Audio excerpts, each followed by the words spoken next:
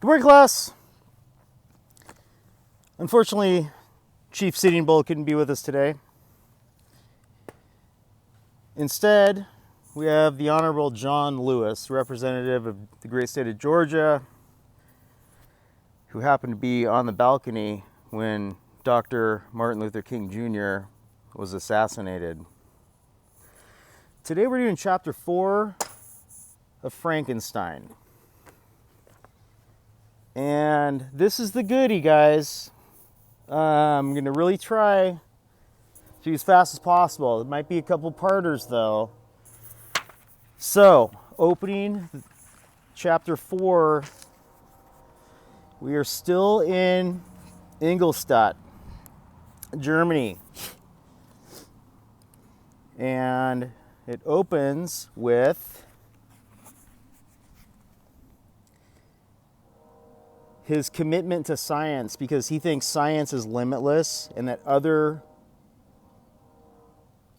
school things, you know, you kind of learn it all and then that's all you got. But he thinks science is limitless, right? And he's kind of got a God complex. So his dad and family are really bummed that he doesn't write to them very often. And excuse me, sorry about that. So now on 36-37, a couple things I just got to read to you, okay? Here's my annotations.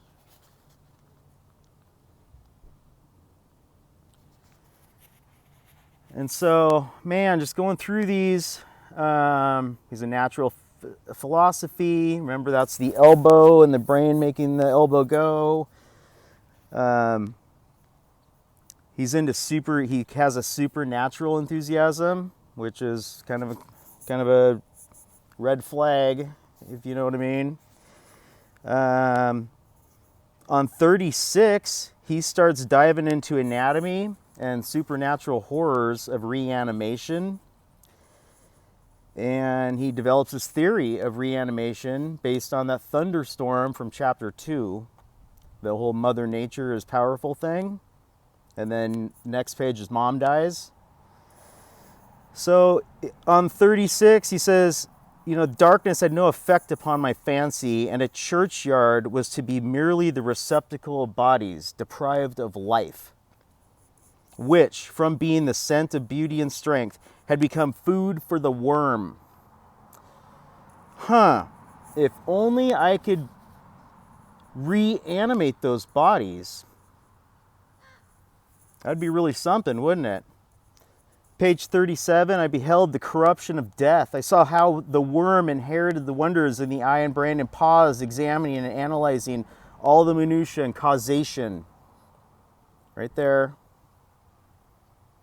As exemplified the change from life to death and death to life, until from the midst of darkness a sudden light broke in upon me, a light so brilliant, wondrous, yet so simple that while I became dizzy with the immensity of the prospect which it illustrated, I was surprised that among so many men of genius who had directed their inquiries toward the same science, that I alone should be reserved to discover so astonishing a secret.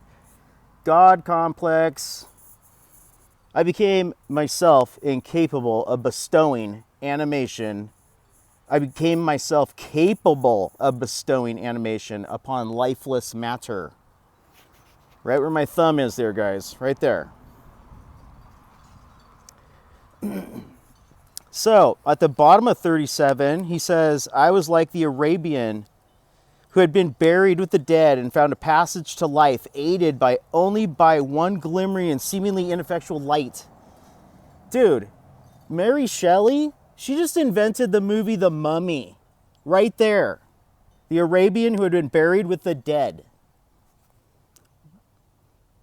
Horror, mummy, invented by Mary Shelley in one sentence.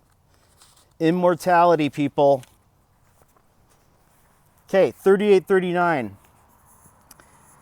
Learn from me, he says. Mary Shelley says, but Victor Frankenstein is saying this to Walton. at least by an example how dangerous is the acquirement of knowledge, and how much happier that man is who believes this his native town to be the world than he who aspires to become greater than his nature will allow. More God complex stuff. He's trying to bestow animation. Bottom of 38. I resolved, contrary to my first intention, to make a being of a gigantic stature, that is to say about 8 feet in height. So he's going to make a demon 8 foot tall using all sorts of different parts stitched and together. He wants to make him big so it's easier to work on him. You know, if you make like a 5'10" or 5-footer person, you got all these little intricate details and stuff. 8 feet, easier to work on. But his father keeps sending him letters. He's like, man, why don't you ever send us letters back? He is obsessed with making his demon. And his anxiety grows on page 49. Who shall conceive the horrors of my secret toil as I dabbled among the unhallowed damps of the grave, or tortured the living animals to animate the lifeless clay? He's now in the church graveyards digging people up and selecting body parts for his 8 foot tall fiend. More anxiety as I collected bones from charnel houses and disturbed with profane fingers the tremendous secrets of the human frame.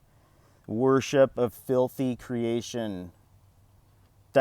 In my dissecting room,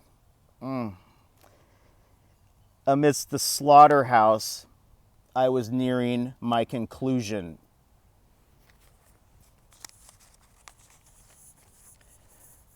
Now, 41. He's not sending letters, guys. Do you guys ever get talked to by your parents about not texting back? Well, Mary Shelley invented that too. Because on page 40, she says that her father said, Victor's, I know that while you are pleased with yourself in your learning, you will think of us with affection, and we shall hear regularly from you. You must pardon me if I regard any interruption in your correspondence, letters, as a proof that your other duties are equally neglected. Not sending me letters, man. You better be neglecting other people too, not just me. Just like when you don't text your parents back. They say the same thing. More God complex stuff on page 40. Right here, bottom of 40, basically talks about screen time. She invented screen time and the complaining about screen time. If the study to which you apply yourself has the tendency to weaken your affections, you're studying so much, you don't give me any affection, Dad talking, and you destroy your taste in those simple pleasures to which you no alloy can possibly mix, then the study it's certainly unlawful. That is to say, not befitting the human mind. Man, you have too much screen time, too much studying, not giving me enough attention. She invented that too. Greece had not been enslaved. Caesar would not have spared his country. America would not have been discovered more gradually. And the empires of Mexico and Peru had not been destroyed if you wouldn't have had your screen time. Victor, you need to talk to your dad. Come on. The end, 41. How well I had succeeded in my enthusiasm was checked by my anxiety, and I appeared rather like one doomed by slavery to toil in the mines or any other unwholesome trade than an artist occupied by his favorite employment. Every night I was oppressed by a slow fever, and I became nervous. To the most painful degree, the fall of a leaf startled me, anxiety. And I shunned my fellow creatures, anxiety, as if I had been guilty of a crime. He is. Exercise and amusement and anxiety. I promised myself both of these when my creation should be complete. Ooh, man.